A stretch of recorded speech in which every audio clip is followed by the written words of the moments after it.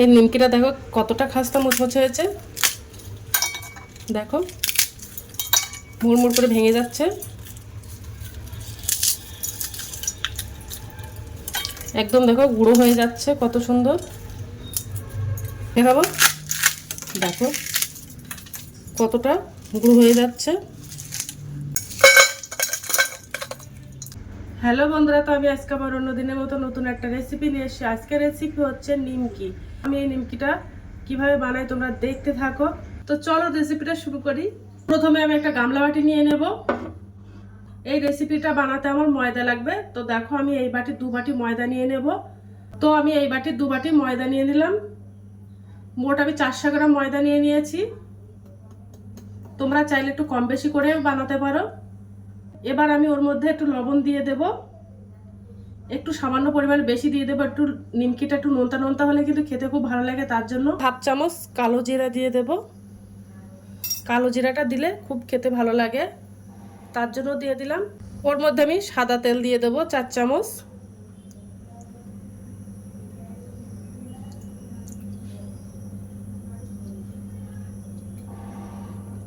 সাদা তেল দিয়ে দিলাম। এবার বেশ ভালো করে ময়দাটা আমি ময়াম দিয়ে নেব। এই ময়দাটা ভালো করে ময়াম দিলে নিমকিগুলো খাস্তা মচমচে হয়, তার জন্য একটু ভালো করে ময়াম দিতে হবে। আর এই নিমকিটা বানানো খুব সহজ, চা বসিয়ে দিয়েই কিন্তু 5 মিনিটের মধ্যে নিমকিটা বানানো যায়। তোমরা একবার বাড়িতে ট্রাই করতে পারো। আর ভিডিওটা ভালো লেগে থাকলে আমার চ্যানেলে একটা লাইক, কমেন্ট, শেয়ার এবং সাবস্ক্রাইব করে দেবে।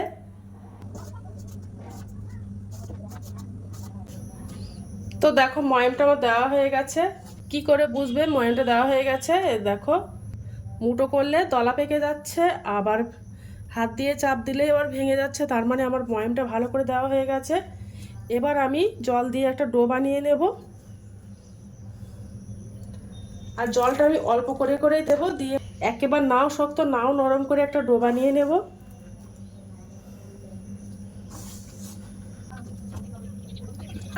তো দেখো ডোটা বানানো হয়ে গেছে, একবার নাও শক্ত নাও নরম করে একটা ডো বানিয়ে নিয়েছি। এবার আমি নিমকিগুলো সব বানিয়ে নেব। নিমকিগুলো কিন্তু বানানো একদম সহজ, তোমরা দেখতে থাকো ভিডিওটা শেষ পর্যন্ত।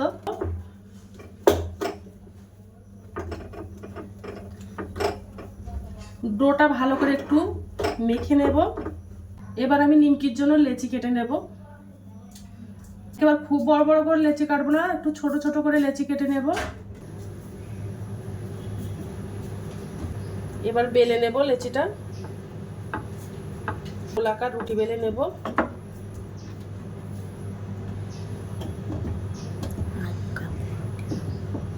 গোলাকার করে একটা রুটি বেলে নিয়েছি। এবার আমি রুটিটা ভাঁজ করে নেব, আর ভাঁজ করে নেব। এইভাবে মুড়ে দিয়েছি প্রথমে, তারপর আবার এইভাবে মুড়ে দেব, দিয়ে 4 ভাঁজে ভাঁজ করে নেব। নিয়ে হাত দিয়ে একটু হালকা একটু চেপে দেব।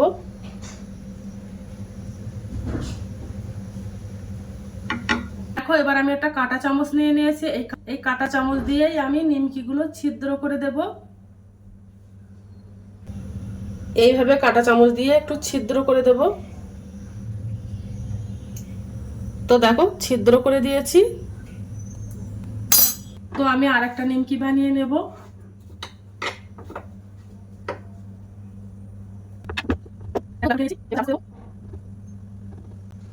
একটু হাত দিয়ে চেপে চেপে দেবো। আর যে কাঁটা চামচটা নিয়েছি আমি কাঁটা চামচ দিয়ে একটু ছিদ্র করে দেব। দেখো একটা নিমকি বানানো হয়ে গেছে। আর বাদ বাকি নিমকিগুলো আমি সব এইভাবে বানিয়ে নেব। দেখো নিমকিগুলো সব বানানো হয়ে গেছে। এবার আমি নিমকিগুলো সব ভাজা করে নেব। এবার আমি একটা উনানে কড়াই দিয়ে দেব। দেখো কড়াইতে আমি তেল দিয়ে দিয়েছি, তেলটা আমি উষ্ণ গরম করে নিয়েছি। এবার আমি একটা একটা করে নিমকি দিয়ে দেব। একেবারে তেলটা আমি খুব গরম করে নেব না।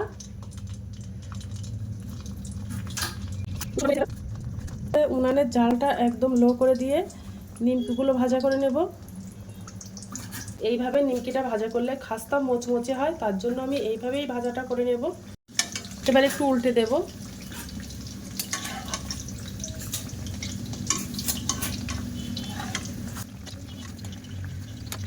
নিমকিগুলো দেখো আস্তে আস্তে বাদামি কালার হয়ে যাচ্ছে, কত সুন্দর।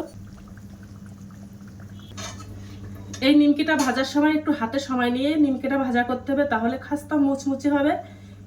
উনানের জালটা কিন্তু হাই করে দিলে নিমকিগুলো কিন্তু উপর থেকে লাল হয়ে যাবে আর ভেতর থেকে কিন্তু কাঁচা থাকবে, সেইভাবে ভাজাটা করে নিতে হবে। নিমকিগুলো সব ভাজা করা হয়ে গেছে, এবার আমি একটা একটা করে নিমকিগুলো তুলে নেব।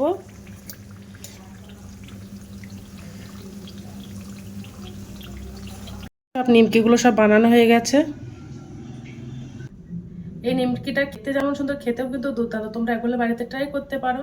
তো আজকের দিনের মতো ভিডিওটা এখানে শেষ করছি। আগামী দিন আবার একটা নতুন ভিডিও চলে আসবো। তো টাটা, বাই বাই, সবাই ভালো থাকবে, সুস্থ